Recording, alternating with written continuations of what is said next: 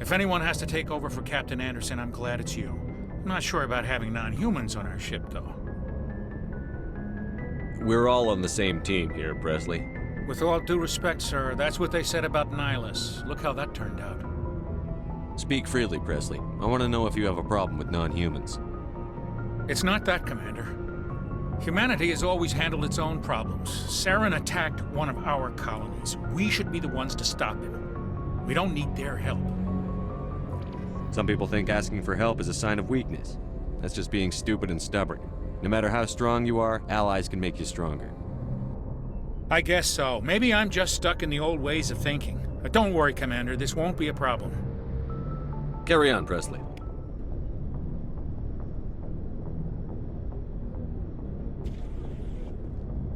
Anything you need, Commander? Later.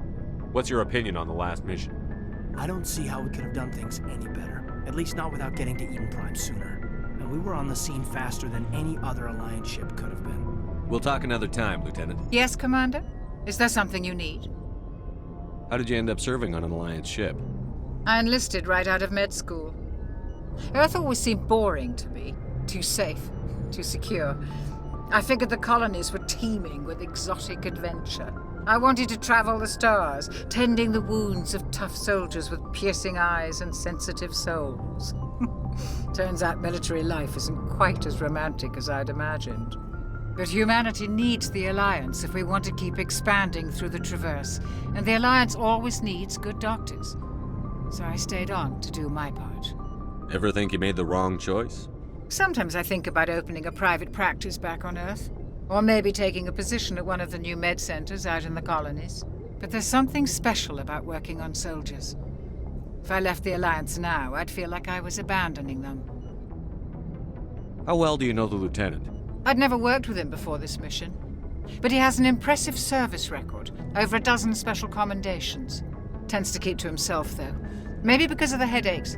It's not easy being an L2. What does that have to do with it? Well, most biotics now use the L3 implants. Lieutenant Alenko was wired with the old L2 configuration. Sometimes there are complications. What kind of complications? Severe mental disabilities, insanity, crippling physical pain. There's a long list of horrific side effects. Caden's lucky. He just gets migraines. I should go. Thanks for bringing me on board, Commander. I knew working with a Spectre would be better than life at CSEC. Have you worked with a Spectre before? Well, no, but I know what they're like. Spectres make their own rules. You're free to handle things your way. At CSEC, you're buried by rules. The damn bureaucrats are always on your back. For the most part, the rules are there for a reason. Maybe. But sometimes it feels like the rules are only there to stop me from doing my work. If I'm trying to take down a suspect, it shouldn't matter how I do it, as long as I do it. But CSEC wants it done their way. Protocol and procedure come first. That's why I left. So you just quit because you didn't like the way they do things? There's more to it than that. It didn't start out bad, but as I rose in ranks, I got saddled with more and more red tape. CSEC's handling of Saren was typical. I just couldn't take it anymore. I hate leaving. I hope you made the right choice. I'd hate for you to regret it later. Well, that's sort of why I teamed up with you. It's a chance for me to get off the Citadel, see how things are done outside CSEC. Either way, I plan to make the most of this. And without CSEC headquarters looking over my shoulder, well, maybe I can get the job done my way for a change. If getting the job done means endangering innocent people, then no. We get the job done right, not fast. Got it? I wasn't trying to. I understand, Commander. Commander? What's your opinion on the last mission? Kinda wish you'd got there sooner, Commander. No offense, I appreciate the rescue. I just wish... You wish we'd been able to save the rest of your unit? Yes, sir. If I had been more alert, we wouldn't have been cut down by an ambush. We never trained to fight synthetics. The Geth haven't gone beyond the Veil in 3 centuries. Our training's supposed to make us able to adapt. I'll make sure it doesn't happen again. Do you have a few minutes to talk one-on-one? I'm sorry, Commander. I need to get my duties squared away. I wouldn't mind talking more later, though. Dismissed, Chief. Sir. Nice ship you've got, Shepard. What can I do for you? What's your story, Rex? There's no story. Go ask the Quarian if you want stories. You Krogan live for centuries. Don't tell me you haven't had a few interesting adventures. Well, there was this one time the Turians almost wiped out our entire race. That was fun. They tried the same with us, but we fought them off. It's not the same. It seems pretty much the same to me. So your people were infected with a genetic mutation? An infection that makes only a few in 1,000 children survive birth? And I suppose it's destroying your entire species? I suppose it isn't all the same. I don't expect you to understand, but don't compare humanity's fate with the Krogan. Sorry, Rex. I wasn't trying to get you upset. Your ignorance doesn't upset me, Shepard. As for the Krogan, I gave up on them long ago. The genophage infected us, but it's not what's killing us. What can you tell me about the genophage? Ask the Solarians if you want details. They made it. All I know, it makes breeding nearly impossible. Thousands die in stillbirth, and most never get that far. Every Krogan is infected, every one. And no one's rushing to find a cure. Why don't the Krogan try to find a cure? When was the last time you saw a Krogan scientist? You ask a Krogan, would he rather find a cure for the genophage or fight for credits? He'll choose fighting every time. It's just who we are, Shepard. I can't change that. Nobody can. Are your people really dying? We're sure not getting any stronger. We're too spread out. None of us are interested in staying in our own system. Lots of species have left their homes and prospered. But they go to colonize new worlds. We're not settlers. We're warriors. We want to fight. So we leave. Hire ourselves out. And most of us never go back. So long, Rex. Your ship's amazing, Shepard. I've never seen a drive core like this before. I can't believe you were able to fit it into a ship this small. I'm starting to understand why you humans have been so successful. I had no idea Alliance vessels were so advanced. The Normandy's a prototype. Cutting-edge technology. A month ago, I was patching a makeshift fuel line into a converted tug ship in the flotilla. Now, I'm sitting on board one of the most advanced vessels in Citadel space. I have to thank you again for bringing me along. Traveling on a vessel like this is a dream come true for me. I had no idea you found ship technology so interesting. It comes with being a Quarian. The migrant fleet is the key to the survival of my people. Ships are our most valuable resource. But we don't have anything like this. We make do with cast-offs and second-hand equipment. We just try to keep them running for as long as we can. Some of the fleet's larger vessels date all the way back to our original flight from the Geth. I can't believe your fleet's still using ships that are 3 centuries old. They're constantly being repaired, modified, and refitted. They aren't pretty, but they work. Mostly. We've tried to make ourselves as independent as possible on the flotilla, grow our own food, mine, and process our own fuel. But some things we just can't make on our own. A patch to maintain the hull integrity requires raw materials we just don't have. That's why our pilgrimages are so important. I want to know more about the pilgrimage. When my people reach maturity, we leave our birth ships and seek acceptance with a new crew. It's necessary to maintain genetic diversity among the fleet. But no ship wants to accept someone who will be a burden on them. So, to prove our worth, we embark on a pilgrimage. We set out alone, leaving the flotilla and our families behind us. We only return once we have found something of value we can bring back to the fleet. This is presented as a gift to the captain of the respective ship we wish to join. If the gift is accepted, we are welcomed into the crew. Can a captain choose to reject the gift?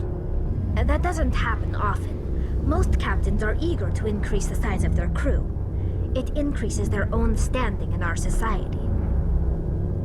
Even when a gift is not particularly valuable, the captain usually accepts it out of a sense of tradition. However, there is a stigma to presenting a substandard gift.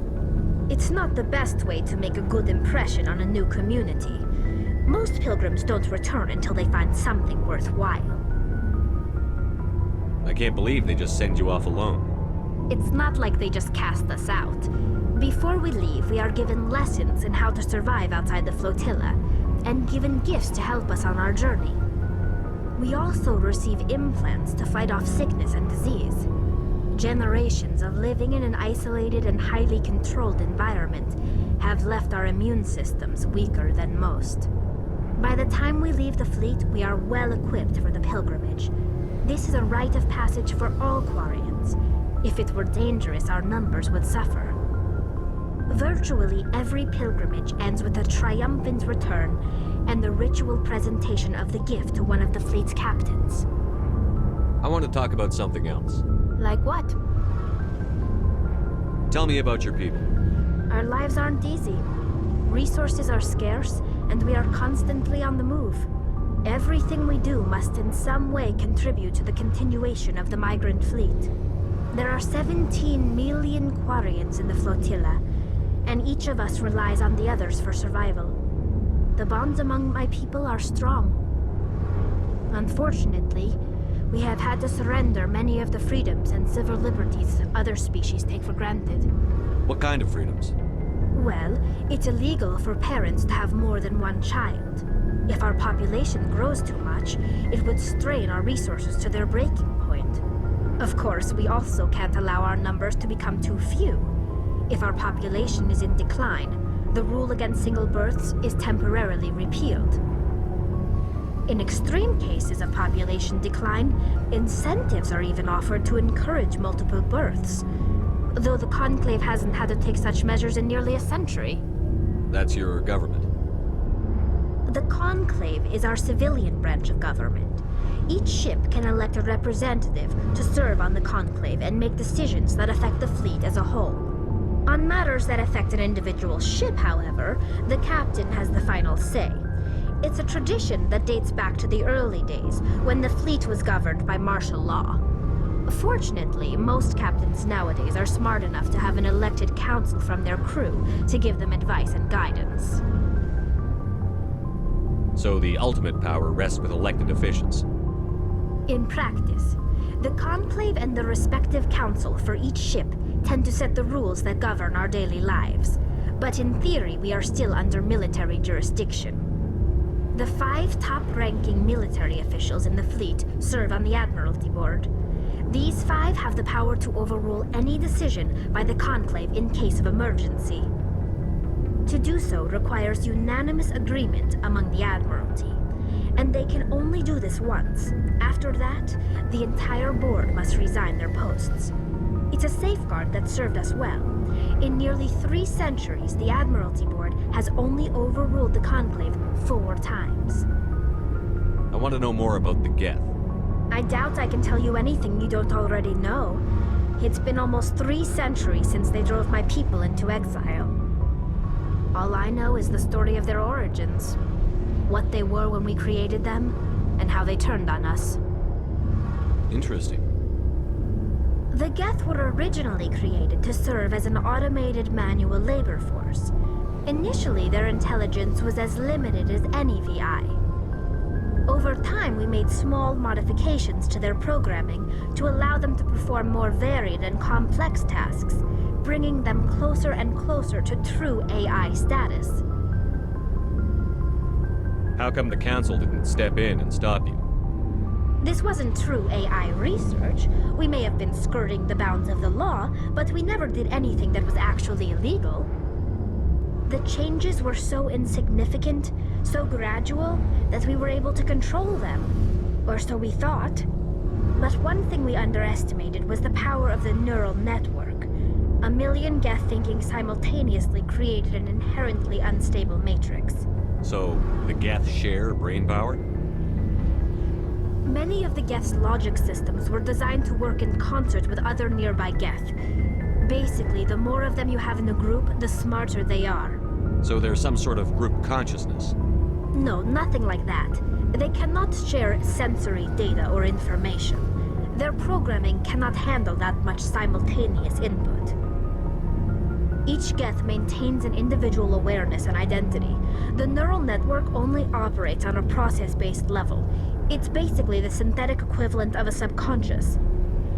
But when they're in close proximity, they can coordinate low-level functional processes, freeing up more capacity for original or independent thought. That doesn't make any sense. I'm probably oversimplifying. The Geth are incredibly advanced and complex creations. All you need to know is that they get smarter when they gather in large numbers. As we built more and more Geth, their effective intelligence became more sophisticated, more abstract. One day, a Geth began to ask its Quarian overseer questions about the nature of its existence. Am I alive? Why am I here? What is my purpose? As you can imagine, this caused a near panic among my people. What did you do? It was inevitable the newly sentient Geth would rebel against their situation. We knew they would rise up against us, so we acted first. A general order went out across all Quarian-controlled systems to permanently deactivate all Geth. The Geth responded to this order violently. You didn't really think they'd just let you destroy them without a fight, did you? The hope was that most of the Geth would still be little more than machines, incapable of organized resistance. But they had progressed much further than anyone anticipated.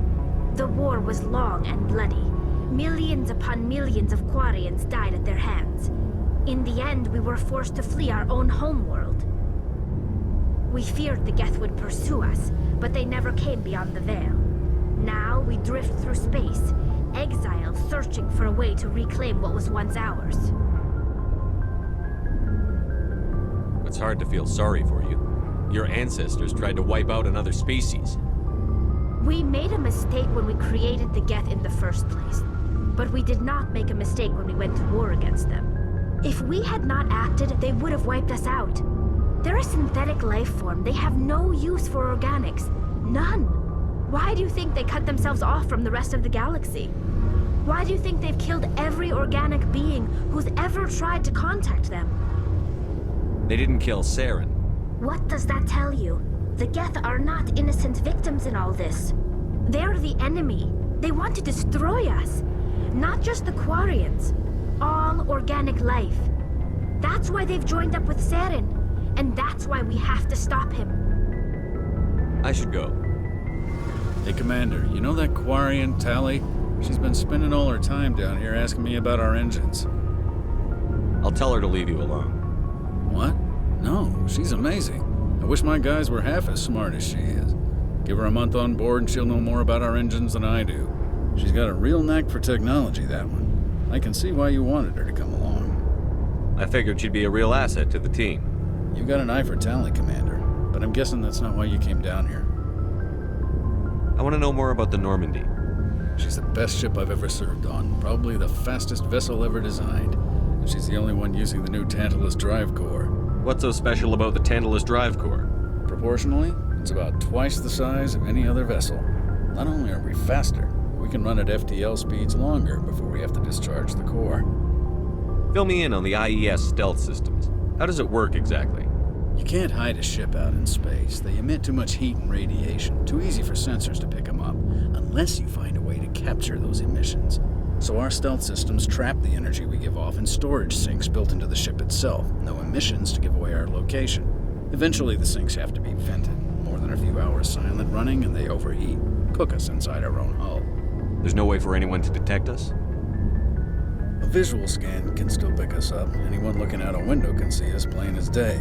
But you have to be pretty close to get an actual visual out in space. Most vessels rely on scanners. As long as the stealth systems are engaged, they can't see us. Not unless we accelerate to FTL speeds. Why doesn't it work with faster-than-light travel? Cranking up the FTL blue shifts our emissions, pushes them into frequencies too high to capture in the sinks. As soon as we make the jump, it's like setting off a flare. Sensors can pick up our location whenever we enter or exit FTL flight, but for short-range missions, our stealth systems are amazing, and we've got the only one. Where else have you served, Adams? If you name a class of Alliance ship, I've probably served on it. Everything from dreadnoughts and carriers right down to frigates like the Normandy. My last assignment was on the Tokyo, only a cruiser, but she was a good ship. Couldn't hold a candle to the Normandy, though. Carry on, Adams. Commander, something you need? How's the Normandy performing? Is she everything they said she'd be? She's the best ship in the fleet, if you've got a pilot who knows how to handle her. Balance isn't what you'd expect. Takes a while to get used to that oversized drive core we got stuffed in the back, and her power can sneak up on you if you're not careful. The Normandy's probably too much ship for your average Alliance pilot, Commander. Lucky for you, I'm anything but average. I like to know my crew. Mind if I ask you a few questions? I can see where this is going. You did a background check on me, didn't you? Well, I'll tell you the same thing I told the captain. You want me as your pilot. I'm not good. I'm not even great. I am the best damn helmsman in the Alliance fleet. Top of my class in flight school, I earned that. All those commendations in my file, I earned every single one. Those weren't given to me as charity for my disease. What are you talking about? Are you sick? You mean you didn't know? Oh, crap. Okay, I've got Vrolik syndrome, brittle bone disease. The bones in my legs never develop properly. They're basically hollow, too much force and they'll shatter. Even with crutches and my leg braces, it's hard to get around. One wrong step and crack! It's very dramatic. But I've learned to manage my condition, Commander. Put the Normandy in my hands and I'll make her dance for you. Just don't ask me to get up and dance unless, you like the sound of snapping shin bones. I need to know more about this Vrolik syndrome if I'm putting my ship in your hands. Yeah, of course you do. It's an extremely rare condition. Nobody knows exactly what causes it. Genetic, maybe. It's treatable, but there's no cure. They classify my case as moderate to severe. I was born with over a dozen fractures, hip, thighs, ankles. My bones were already breaking in the womb. 100 years ago, I wouldn't have survived past my first year. Lucky for me, modern medical science has turned me into a productive member of society. You're not gonna break a bone trying to fly the ship, are you? I don't fly with my feet, Commander, so I'm fine as long as I'm in this chair. I gotta be real careful when I get up to take a piss, though. I can do my job as well as anyone on the ship. Better, actually. So don't worry about it. I'm not trying to make you uncomfortable. Let's talk about something else. Whatever you want, Commander. Why does everyone call you Joker? It's a lot shorter than saying Alliance Flight Lieutenant Jeff Moreau. Plus, I love to make little children laugh. I was just thinking how much you remind me of Santa Claus. Look, I didn't pick the name. One of the instructors in flight school used to bug me about never smiling. She started calling me Joker, and it stuck. Why didn't you ever smile? Hey, I worked my ass off in flight school, Commander. The world's not gonna hand you anything if you go around grinning like an idiot. By the end of the year, I was the best pilot in the academy, even better than the instructors, and everybody knew it. They'd all got their asses kicked by the sickly kid with the creaky little legs. One guess who was smiling at graduation? I have to go.